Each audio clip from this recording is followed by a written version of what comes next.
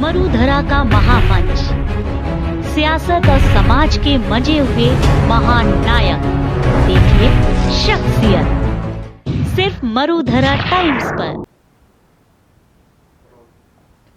नमस्कार, मैं मनीषा शर्मा मरुधरा टीम के साथ आज आपको शहर की एक खास शख्सियत से मिलवाने जा रही हूँ।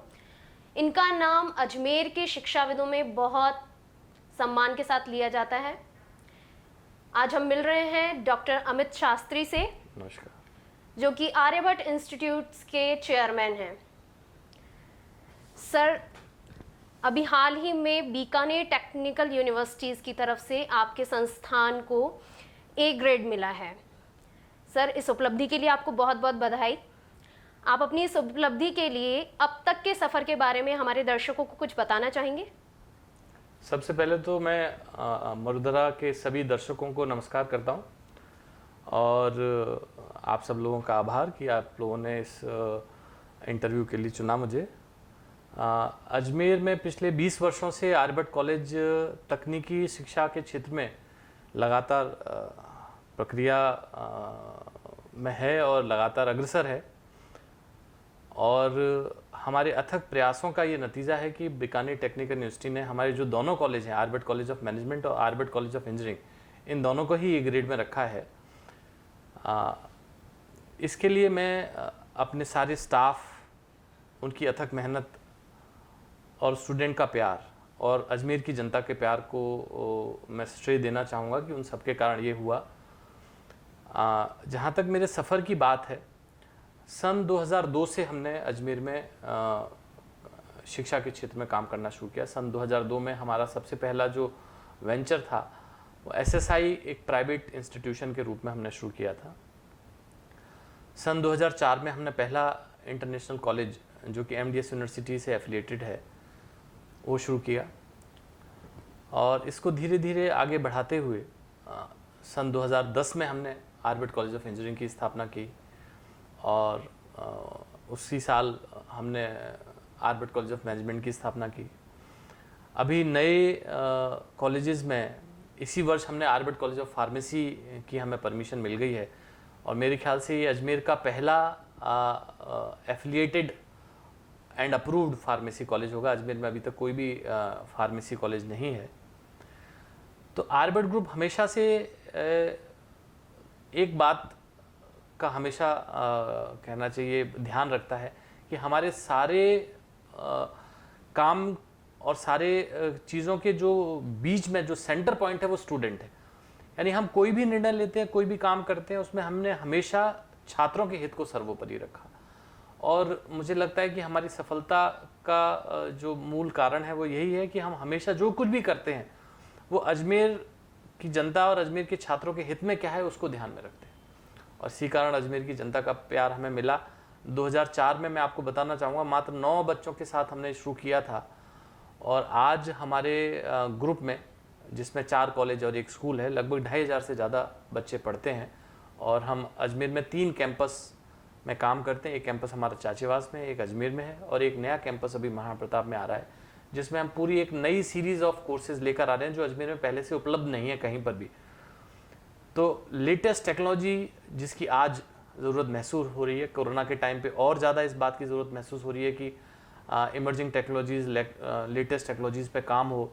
माननीय प्रधानमंत्री ने लोकल के लिए वोकल और आत्मनिर्भर भारत के जो अभियानों की शुरुआत की है उसमें भी यही बात निकल के आती है कि ज़्यादा से ज़्यादा बच्चों को स्किल और लेटेस्ट इमर्जिंग टेक्नोलॉजीज़ पर अपने आप को तैयार करना चाहिए। तभी हम विश्व में अपनी पहचान बना सकते हैं और विश्व में जिस तरह से आज चाइना ने अपनी एक धाक सी बना रखी है तो उसको हम चुनौती देने में सक्षम हो सकेंगे। सर, ये कोरोना काल सभी के लिए संकट का काल साबित हो रहा है। हाल ही में राज्य सरकार ने निजी स्कूलों और कॉलेजेस पर 3 महीने तक फीस लेने पर रोक लगा दी है। इस मुद्दे पर आपकी क्या राय है? निजी शिक्षण संस्थान किस तरह की चुनौतियों को सामना कर रहे हैं, किस तरह की मुसीबतों को झेल रहे हैं? देखिए, राज्य सरकार ने अगर रोक लगाई है तो निश्चय ही उन्होंने इस चीज़ का अध्ययन किया होगा और निश्चय ही उनका जो कहना चाहिए वहाँ जो लोग बैठे हैं वो ज़्यादा समझते हैं, इकोनॉमी को ज़्यादा अच्छी तरह से समझते हैं, सारे जो वातावरण जो इस तरह से चुनौती चल रही है, तो मैं यहाँ मेरा जो पक्ष है कि देखिए आज ये समय चुनौती का है, इसमें कोई दो राय नहीं है। चुनौती अभिभावकों के लिए भी है और चुनौती शिक्षण संस्थानों के लिए भी है। और ये मैटर कोर्ट में भी चला गया है। कोर्ट में भी अलग अलग आप देखें अलग अलग राज्यों में कहीं कुछ कहीं अलग अलग डिसीजन भी आ रहे हैं।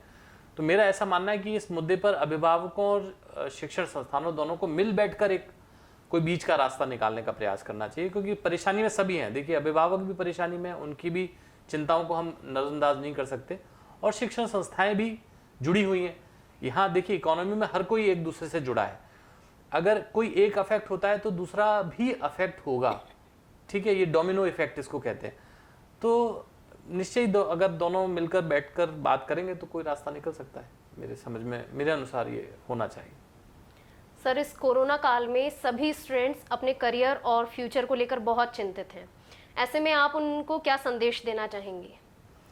देखिए स्टूडेंट्स को मैं ये संदेश देना चाहूँगा कि ये चिंता का समय नहीं है स्टूडेंट्स के लिए। तो ये तो स्टूडेंट्स के लिए एक मौका है, ठीक है।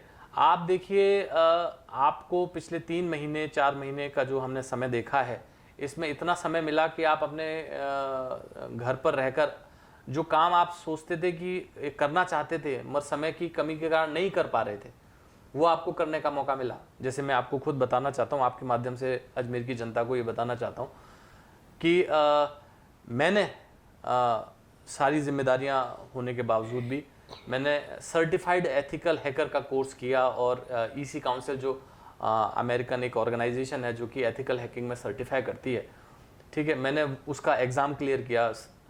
तो आज बच्चे इसको एक चुनौती की तरह से और एक अपॉर्चुनिटी की तरह से अगर लेंगे कि हमारे पास समय है, हम देखिए अब स्कूल, जब बच्चा स्कूल जाता है, कॉलेज जाता है, तो बहुत समय कॉलेज और स्कूल जाने में भी उसका खर्च होता है, और बहुत सारी चीज़ें कहना का मतलब है उसको करनी पड़ती हैं, जैसे होमवर्क हो गया, क्लास वर्क हो गया, प्रोजेक्ट वर्क हो गया, तमाम चीज़ें। अभी इस कोरोना काल में सारी चीज़ें तो सरकार माफ़ कर रही है, अब बच्चों को बिना एग्ज़ाम के प्रमोट किया जा रहा है। तो कितना समय बच्चों के पास है कि वो इसको एक अपॉर्चुनिटी की तरह से इस्तेमाल कर सकते हैं। और आप ये सोचिए कि कितने नए फील्ड्स इसमें पैदा हो रहे हैं। देखिए जैसे शायद 6 महीने पहले आपने जूम का नाम नहीं सुना होगा, ठीक है, कि जूम कोई है। आप देखिए जूम जैसे कितने प्रोडक्ट आ गए। जियो ने अपना जियो मीट लॉन्च कर दिया। तो देखिए इंडस्ट्रीज अपॉर्चुनिटी देख रही हैं, और अब ऐसा नहीं होगा, हमेशा के लिए समय बदल जाएगा, क्योंकि इस समय जो इंडस्ट्रीज ये समझेंगे कि यार ये हम स्टाफ को अपने ऑफिस में बुलाए बिना भी काम कर सकते हैं। तो आप देखिए कितना सारा जो इन्वायरमेंट फ्रेंडली कितना हो गया।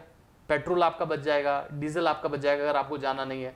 अच्छा, बड़े शहरों में तो जहाँ ट्रेवलिंग टाइम 1 से 1.5 घंटा है एक तरफ का, तो एक व्यक्ति का 2 से 3 घंटा जो उसके मतलब पोटेंशियल वर्किंग आवर्स हो सकते हैं, वो इसमें ट्रेवलिंग में वेस्ट हो रहे हैं। तो आज इंडस्ट्रीज ये समझ रही हैं कि आदमी वर्क एट होम करके भी वैसी ही प्रोडक्टिविटी दे रहा है, तो ये करने की क्या जरूरत है। अच्छा, एक दूसरा पहलू इसका ये कि बहुत ज़्यादा ऑफिशियल जो कहना चाहिए कॉमर्शियल स्पेस है, वो कंपनीज के लिए बड़ा कॉस्टली पड़ता है। भाई आपको जैसे बेंगलोर हो गया, मुंबई हो गया, दिल्ली हो गया, इस तरह की जगह पर आपको कॉमर्शियल स्पेस लेना पड़ता है ऑफिस के लिए, तो उसकी एक कॉस्ट है। तो कंपनी की वो कॉस्ट बच रही है, प्लस वर्क एट होम है तो मतलब जो एम्प्लॉय है उसका भी कॉस्ट बच रहा है, वो ट्रेवलिंग का टाइम और ट्रेवलिंग का जो एक्सपेंस है वो बच रहा है। अच्छा, सब कुछ इंटरनेट पर जा रहा है धीरे धीरे। तो जैसे आजकल ऑनलाइन क्लासेस की बात चल रही है, तो इंटरनेट पर सब चीज़ जा रही है। तो आप देखिए साइबर सिक्योरिटी, जैसे कि मैंने एथिकल हैकिंग की बात की, साइबर सिक्योरिटी एक बहुत बड़ी आवश्यकता बनकर उभरी है। यानी हर इंडस्ट्री अब ऑनलाइन जाना चाहती है, तो ऑनलाइन रिस्क भी है। जब हम एज एन एम्प्लॉय जा रहे हैं तो जो कहना चाहिए जो क्रिमिनल कहना चाहिए लोग हैं या क्रिमिनल मेंटालिटी के लोग हैं जो समाज के, वो भी इंटरनेट पर ही जा रहे हैं। तो वो भी इंटरनेट के थ्रू ही अपना सारा काम करने का प्रयास करें। तो इस टाइम पे हर किसी के लिए साइबर सिक्योरिटी और एथिकल हैकिंग एक बहुत बड़ा कहना चाहिए जॉब अपॉर्चुनिटी बनकर उभरा है। तो ऐसे बहुत सारे फील्ड हैं, जैसे डाटा एनालिटिक्स है। अब आधे से ज़्यादा मतलब हर कोई आजकल हर कोई इंटरनेट पर है, हर कोई मेरे ख्याल से फेसबुक, व्हाट्सएप और ये सब चीज़ें इस्तेमाल करता है। तो आपके जो बिजनेस डिसीजंस हैं वो कहीं ना कहीं जो आप देख रहे हैं यूट्यूब पर, फेसबुक पर, उनसे अफेक्ट होते हैं। तो कंपनीज आप क्या देख रहे हैं और क्या आपको पसंद आ रहा है, उस हिसाब से अपने प्रोडक्ट डिजाइन कर रही हैं। तो ये एक डाटा साइंस और डाटा एनालिटिक्स का फील्ड है, जो कि एक अगेन एक बड़ी अपॉर्चुनिटी है। तो ऐसे बहुत से नाम हैं जो नए अपॉर्चुनिटीज और नए फील्ड बनकर उभरे हैं। तो छात्रों को ये समझना चाहिए कि इन अपॉर्चुनिटी का मैं कैसे लाभ उठा सकता हूँ। तो बहुत ज़्यादा जॉब अपॉर्चुनिटीज बनेंगी, बिजनेस पर बहुत लंबे समय तक अफेक्ट नहीं पड़ेगा, ये बहुत छोटे से दौर है जो कि निकल जाएगा। तो जॉब्स पर कोई लंबे समय में मुझे नहीं लगता कि कोई बहुत असर पड़ेगा। हाँ, कुछ रूप जरूर बदलेगा, ठीक है। तो उसके लिए मुझे लगता है कि समय है बच्चों के पास, वो इस समय का सदुपयोग करें, इसको चुनौती के तरह लें, नई इमर्जिंग टेक्नोलॉजीज पे अपने आप को तैयार करें, तो निश्चित ही उनके लिए सुनहरा भविष्य उनके सामने। सर, शिक्षा के क्षेत्र में आपने इतना कुछ किया है, इसकी प्रेरणा आपको कहाँ से मिली, हमारे दर्शकों को बताइए। देखिए, प्रेरणा तो मेरे स्टूडेंट्स ही हैं।